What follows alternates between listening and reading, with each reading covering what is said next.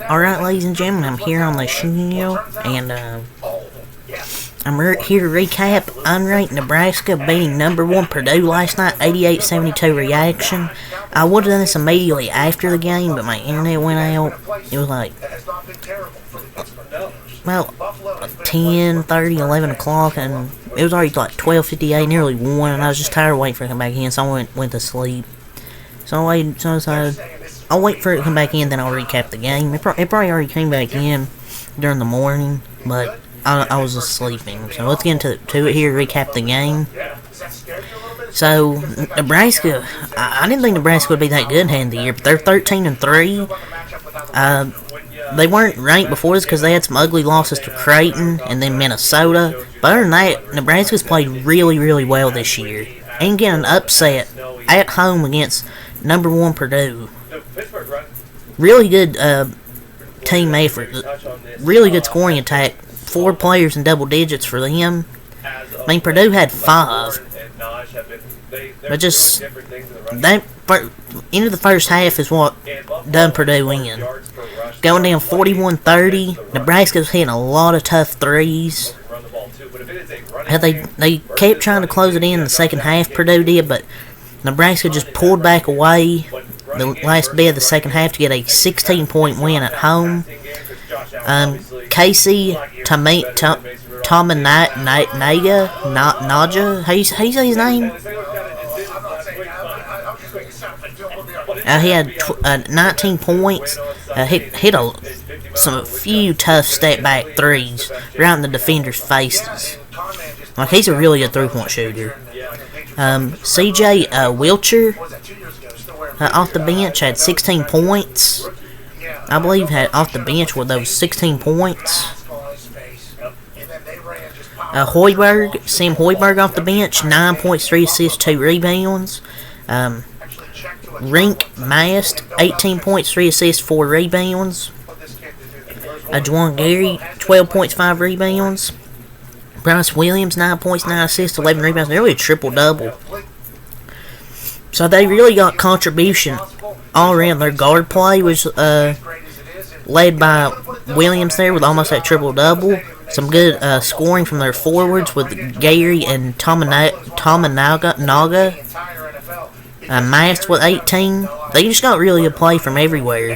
Hoiberg had 9. Wilcher with 16, I believe, was off the bench as well. So Nebraska's a really good team. They shot. What really won them this game was the three-point shooting. 14 of 23 from 3, 60.9%. 13 turnovers from Purdue, only 8 from Nebraska. I thought they did a good job taking care of the basketball. They shot good from the field, 50%. Purdue shot 13 of 33 from 3, 39%. But what really won Nebraska's game was their three-point shooting. They were lights out from 3. Moving forward, listen, you can design all you want. You really can. You can design. You can have Kyle Shanahan, but if and Nebraska's now beaten Purdue and Michigan State at Pinnacle Bank Arena. And they've also won at Kansas State this year. I mean, yeah, I know they had that ugly loss to Creighton. It happens.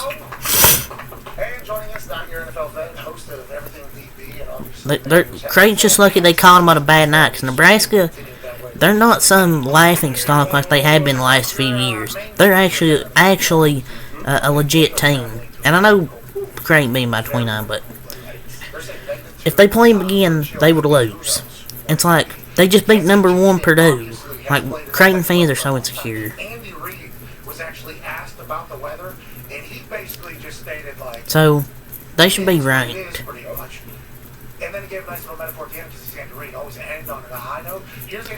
That's probably the best game of the Fred Hoiberg era and one of the greatest games in Nebraska basketball history. It was on freaking Peacock, too. I didn't know the game was on fucking Peacock. If it was on any normal channel, ratings would have been freaking high. And they rushed the floor as well, but last night marked the first time since February 26, 2022, that numbers 1 and 2 lost in the same day. So, yes, we got the number 2 Houston Cougars and the number 1 Purdue Boilmakers all upset on the same night. College football could never. That's why college basketball clears college football. back then it was Arizona and Gonzaga that got, and last night it was Purdue and Houston. You're from Pittsburgh. I mean, I like it. You know what I mean? And everybody, AQ moved to the warm weather as fast as he possibly could. He's from Pittsburgh, rather tough guy. I think a lot of people would say. I mean, but the Huskers are really good. Like, they're together, they can hurt you in different ways, and the stuff they run, like they cut to the basket, they move. It's real basketball. It was tough for them to guard. So some good respect. Obviously, they rushed the floor. And they jumped from 58th to 46th in the net. And they now have 3 quad 1 victories as well. For Purdue, they dropped to 14-2. Nebraska's now 13-2 or 13-3. So let's get to the Purdue stats. We'll go over team stats first. 42.1% from the field, 39.4% from the 3-point line. All the other stats were close, except they just didn't really they turned the ball over. Turnovers were an issue, and they just could not guard Nebraska, especially from the 3. From the field, they got 10 points, 3 assists, 4 rebounds from Lance Jones.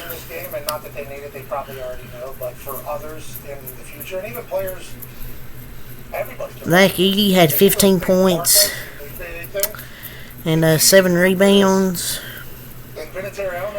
Yeah, they just dominated the last few minutes. That's twice they've lost 108 Big Ten teams. Honestly, Nebraska should be ranked. But they closed the period on a 13-0 run, and 7 of which belonged to Sam Hoiberg. So that was a huge run there by Hoiberg to grab an 11-point lead before the half. He's actually the son of the freaking head coach, too. So, yeah, and Purdue kept it close, but then the last few minutes, Nebraska just ran away with it. But I'm sure Purdue will bounce back their next game. I mean, they're playing freaking Penn State. Yeah, not much from Zach Edey. Lawyer, 13 points. Rock Kaufman Wren, 0 points. He had that good game against Illinois, then with a stinker here against Nebraska. 16 points from Mason Gillis. I thought Mason Gillis played well. 16 points. Kept one of the X factors, keep it close for Purdue. Haiti, off the bench, 5.6 rebounds. Caleb First, 3 points, 3 rebounds. No points for Morton off the bench. Braden Smith, 10.7 rebounds, 4 assists. Just their guard plays really consistent. Like one game, Lawyer plays good, next game he's bad. Braden Smith plays good one game, next game plays bad. Their guard play is just too inconsistent. They need to figure out their guard play going into the tournament this year. Because if not, they're going to be looking at another early exit. But yeah, that's really all to say for this video. So until next time, peace.